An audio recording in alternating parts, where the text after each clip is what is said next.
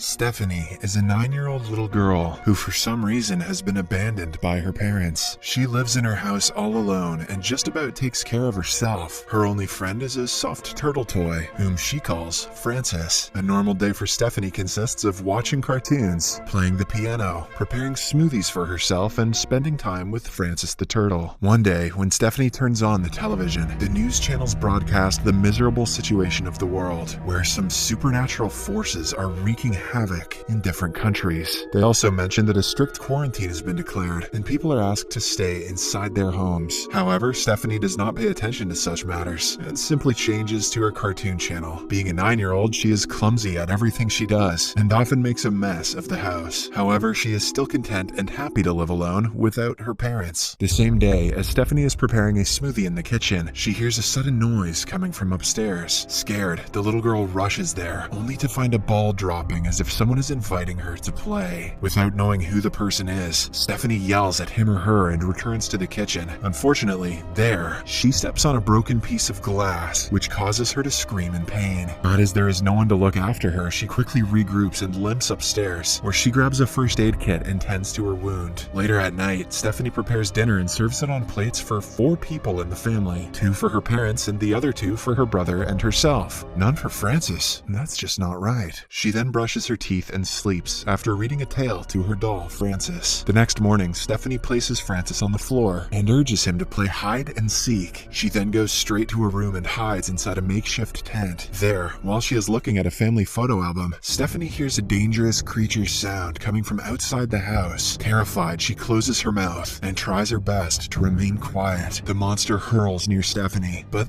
leaves when it doesn't see anyone. After a while, Stephanie slowly comes out of her tent and approaches the window to take a look at the creature. Sadly, she sees no one and deduces that the creature has escaped into the nearby woods. She then tells Francis that the monster doesn't like noises, so they should remain silent. In the afternoon, as Stephanie is playing football with Francis, she notices her pet rabbit, Mr. Hopper, wandering around the garden. Turns out that he has somehow managed to get out of his cage. Stephanie asks Mr. Hopper to wait for a while and rushes to the kitchen to prepare some food for him. After some time, she comes back with a bowl full of tomato sauce. She then tries to lure Mr. Hopper back inside, but fails as the rabbit hops towards the woods. Dickhead rabbit don't deserve my tomato sauce anyway. Afterward, when Stephanie is brushing her teeth at night, the electricity suddenly cuts off, making her scared. She then rushes to her brother Paul's room and holds his hand. Strangely, the hand looks pale and weak, as if he is already dead. But when Stephanie urges Paul to protect her, his hand slowly moves, implying that a supernatural force is controlling him now. At night, she hears a loud bang by the window, which scares the life out of her. Slowly and warily, she goes to check and finds blood all over the place. The little girl follows the trail and finds her pet rabbit, Mr. Hopper, badly injured and bleeding on the table. Enraged, she enters Paul's room and blames him for the rabbit's death and the departure of their parents. She then picks up a baseball bat and starts bashing his body, which is lying on the bed. Because of this, the cloth covering Paul's head slips, which reveals his decomposed face. The following night, it is raining and the power again cuts off. Stephanie goes to the basement to get some candles, and while there, she notices the washing machine shaking violently, like someone is trapped inside. Afraid, she runs straight to her makeshift tent and sleeps. Late at night, Stephanie hears someone opening the door. She walks downstairs to check it and sees water everywhere on the floor. She assumes that someone has managed to sneak inside the house. When lightning occurs, one can clearly see that someone is standing behind her back. I don't think I've ever described a jump scare like that before. Frightened, Stephanie goes to the bathroom and locks herself inside. The footsteps start approaching her, making her close her mouth in horror. But to her surprise, it's her parents, Eric and Jane, who have returned to visit her. After all this, the little girl reunites with her parents and sleeps with them. The next day, Jane changes her dress in front of Stephanie, assuming that she is sleeping. However, she is wrong. The little girl is awake and she stares at her mother from behind. Strangely, there are some dot-like scars on her mother's belly, which frightens Stephanie. Later, she notices her father carrying wooden blocks, trying to prepare a fence around the house. He claims that he is doing this to protect the house from the monster. Seeing this, Stephanie rushes to her brother's room, but does not find his corpse there. Without notifying anyone, she then walks into the woods in search of her brother. But to her dismay, she finds that her parents have already buried Paul near the backyard. Angry, the little girl frantically tries to dig out the body with her hands, but at the same time, she is called by her parents. When Stephanie returns home, her mother Jane urges her to never step out of the fence without their permission. The little girl obliges, but expresses her desire to have Paul back in the house. The next morning, while having pancakes for breakfast, Stephanie asks her mom why she left her alone in the house. Jane replies that it was not her choice because they had assumed that Stephanie was also captured by the monster. Hearing this, the little girl tells her mother that the monster lives in the woods and will attack them whenever there is chaos or noise inside the house. She also mentions that one should remain silent and calm when the monster enters the house. Later at night, the dead body of Paul is brought back to the house through the window by an unseen force. Both the parents are sad to see this, as they had just buried him with heavy hearts. However, Stephanie reacts normally as if nothing had happened. During dinner, she asks Eric if the monster brought her brother back, and Eric confirms it. He also tells Stephanie that the monster is after her and will follow them wherever they go. In the next scene, Stephanie secretly enters her mother's room and finds numerous newspaper articles posted on a board, including little children like her committing heinous crimes. She goes through a book kept on the table and gets to know that Jane is actually trying to study brain surgery and its procedures. While she is looking through other posters, Jane rushes into the room, causing Stephanie to hide under the table. Jane looks worried, and when she looks at the brain pictures, she loses her temper and throws them away. Afterward, Stephanie can be seen chilling in the bathtub when Eric approaches her. He tells her that the monster is not an external force, but only the result of her bad feelings. Hence, she needs to control herself and try not to let the negative feelings take over her. Stephanie politely agrees, but in return, asks her father why she was left alone. This makes Eric emotional, and he slowly whispers that he was afraid and had no idea what to do to save his family. At night, Stephanie walks downstairs and hears her parents discussing ways to keep her under control. Eric seems positive, believing that Stephanie can control her emotions, while Jane thinks otherwise. She suggests that they perform a brain procedure, but Eric opposes it, stating that it has high risks. He also continuously mentions that he doesn't want to lose his daughter. Stephanie, who is hearing all of this, doesn't say a word and simply returns to her room to sleep. In her dream, she hears a strange sound coming from the other side of the entrance door. Slowly, she walks towards it and notices that it is already open. Suddenly, when she approaches the door, it closes, making her terrified. Despite this, she slowly opens it again and finds her father's ghost on the other side. With this, she starts screaming and eventually wakes up from her nightmare. However, Stephanie is still not convinced that it was only her imagination. Hence, she goes downstairs and stands in front of the same door. But just then, her parents arrive and comfort her. Stephanie tells Eric that she saw the monster killing him in her dream. And as soon as she says this, the entrance door opens all of a sudden, and an unseen paranormal force drags Eric out. Seeing this, Jane carries Stephanie and takes her to a hiding place inside a closet. Stephanie asks her mother to remain calm and silent so that the monster won't hear them and return. After a while, everything goes silent, and Jane steps out of the closet to check around. When she notices nothing, she confirms to the little girl that everything is under control. But unfortunately, when she asks Stephanie to accompany her, she is pulled by the same unseen force. Frightened, Stephanie runs to her room, grabs Frances, and jumps from the window. She injures herself in the process, but gets right back up and tries to climb a ladder and back to the house. Eric and Jane try to stop her, but to no avail, as the unseen force, which seems to be originating from the little girl herself, keeps dragging them back. Fortunately, Jane uses the last of her strength and pulls Stephanie down from the ladder. But their troubles are far from over. As the parents lie on the ground, a strange creature with tentacles tries to attack them from all sides. Jane orders her daughter to stop, but the little girl is so afraid that she doesn't comply. But before any damage is caused, Jane whips out a chloroformed handkerchief and puts it against Steph's face, hence putting her to sleep. Now, with the creature silenced, she tells Stephanie, "You are the monster." The next day, Stephanie wakes up and apologizes to her parents for running out of the house without their permission. Eric comforts her and reveals that she has a monster inside her that is controlling her activities and her mind. Comforting indeed. With the help of some pendulum balls, he then tries to hypnotize Stephanie and asks her about what she did to Paul. The little girl closes her eyes and reveals that while she and Paul were carving pumpkins for Halloween, he started teasing her. This is why she attacked him with all her arms, i.e. tentacles. Saying this much, she again starts becoming violent, but Jane calms her down with a vaccine. Following this, the parents take Stephanie to an operation room, and Jane proceeds to cut her head open. Eric tries to stop his wife from doing so, but she mentions that it is the only way to keep her alive and safe. It turns out that she wants to remove the monster by conducting a brain surgery. Unfortunately, just before the procedure can begin, the possessed little girl regains her consciousness and destroys the whole lab with her powers. In the next scene, Eric is watching the news, which mentions that the medical procedure conducted worldwide to treat children like Stephanie has gone wrong, and a large number of doctors and other medical personnel have been killed in the process. In the news, it is also mentioned that the medical procedure was the last hope to find a cure. Now that it has failed, the only remaining option is to euthanize the children suffering from this rare condition. In the morning, Stephanie acts as if nothing has happened. On the other hand, the parents plot to kill their daughter by poisoning her hot chocolate. Eric then asks Stephanie to accompany him for a walk in the woods. While the father-daughter duo bonds outside, Stephanie apologizes to her father for hurting him. Eric is moved by the comments, but after a short pause, he asks his daughter to drink the hot chocolate. But right before she can drink it, her telekinesis powers throw the sipper away, and her face starts to turn blue. She tries to control herself but fails, compelling Eric to reach out for his gun and shoot her multiple times. After the incident, a distraught Eric returns home, believing that Stephanie has died. He cries profusely and expresses his guilt for what he has done. However, the next day, when he proceeds to bury Stephanie's body, he finds her standing at the back door of the fence. A dumbfounded Eric tries to react, but Stephanie gives him no chance and throws him in the air with her telekinesis power. She then heads towards the bathroom to find Jane and brings her downstairs, mercilessly striking her on the walls. Following this, she stabs Eric with a knife and breaks Jane's bones, killing them instantly and telling them that they should have never returned. In the last scene, she destroys the whole house with her telekinesis powers, drags her parents' bodies outdoors, and abandons them at Paul's grave. She also destroys the other properties in the neighborhood after dropping and stepping on her toy turtle, allegedly to demonstrate that she has been taken over by the Force. It appears as though her shadow has now extended tentacles like a giant octopus. The movie ends as we are given an aerial shot of the entire Earth, which has been completely ravaged by deadly fires. This indicates that several other telekinetic children are alive and kicking.